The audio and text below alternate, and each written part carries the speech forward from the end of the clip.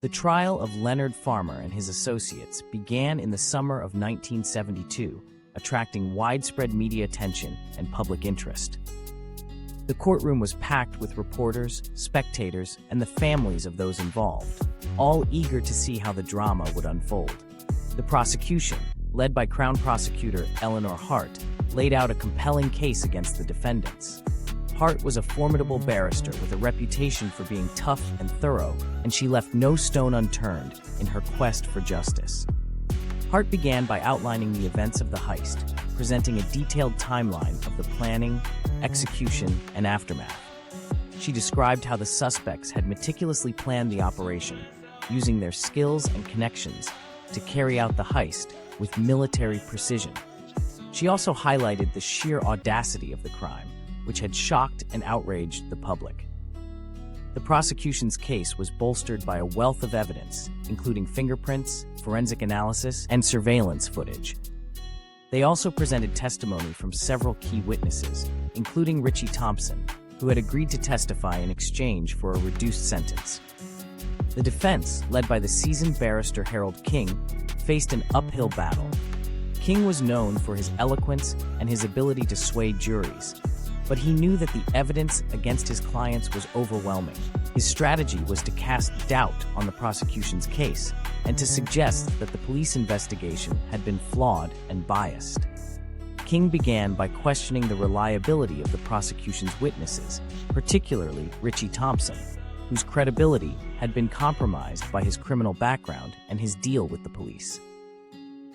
King argued that Thompson had a vested interest in implicating his clients in order to save himself.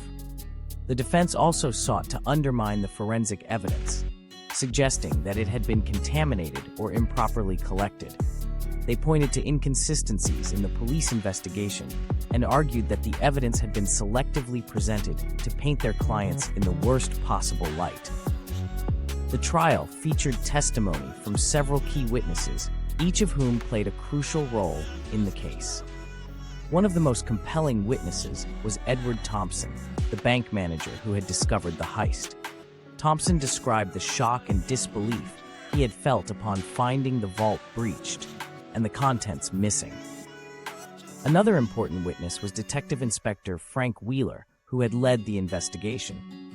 Wheeler provided detailed testimony about the surveillance operation and the sting that had led to the suspect's arrest. He also described the painstaking forensic work that had been carried out to link the suspects to the heist.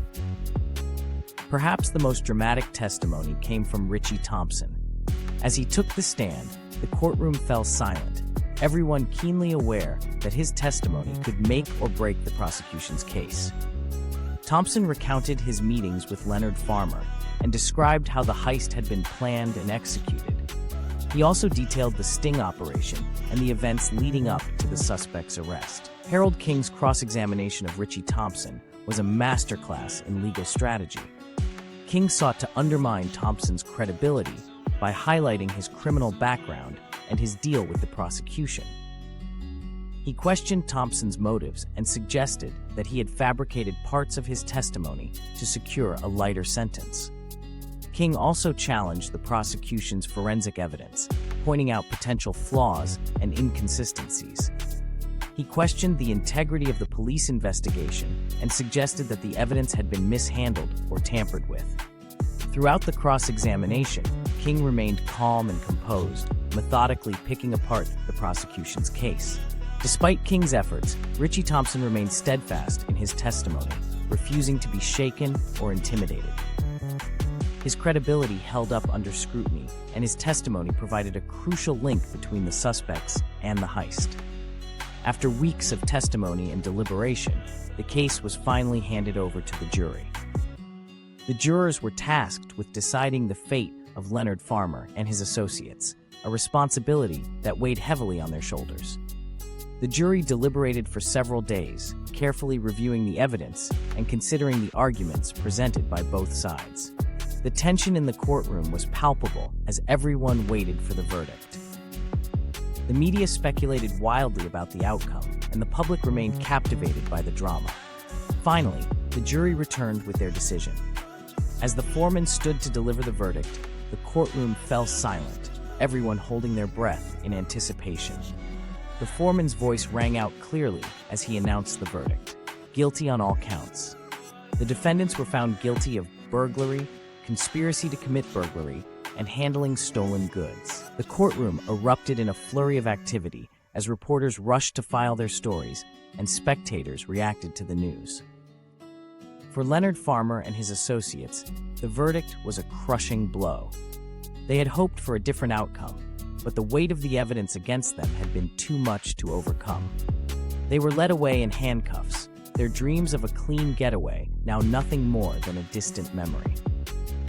The sentencing hearing took place a few weeks later, and the courtroom was once again packed with spectators and reporters.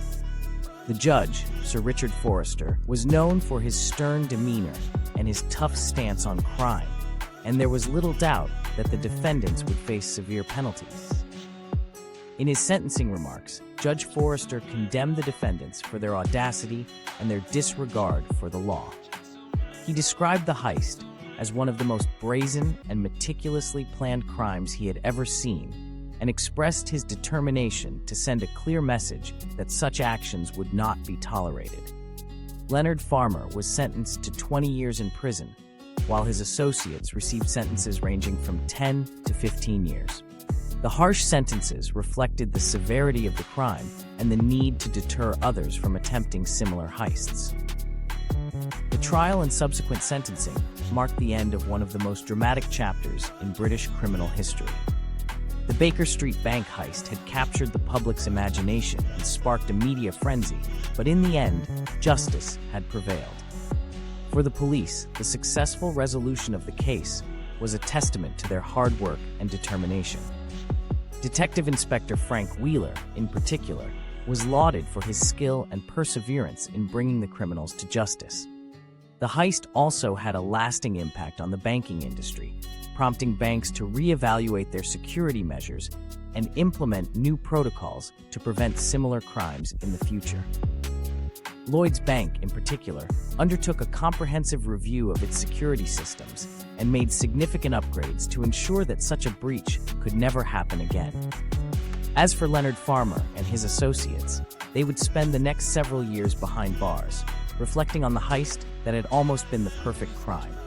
Their story would be told and retold, a cautionary tale of ambition, ingenuity, and the inevitable downfall that comes with breaking the law.